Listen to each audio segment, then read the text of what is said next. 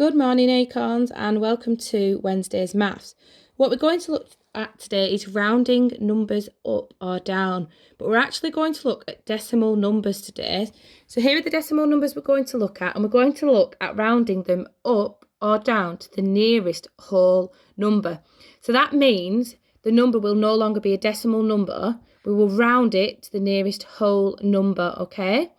If you remember the important rules for when we're rounding up or down, the rule is that if it's 4 or below, we round down, and if it's 5 or above, we round up, okay?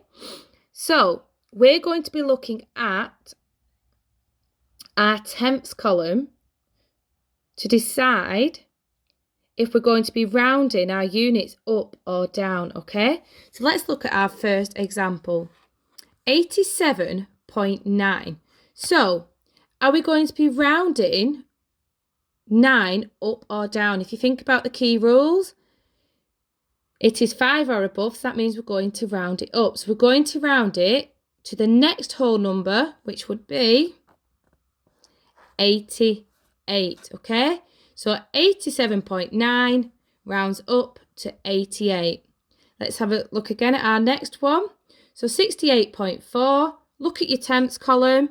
It's 4 or below, so that means we need to round down. So if we're rounding down, we're going to round it to the units it's already in, okay? So it would round to 68.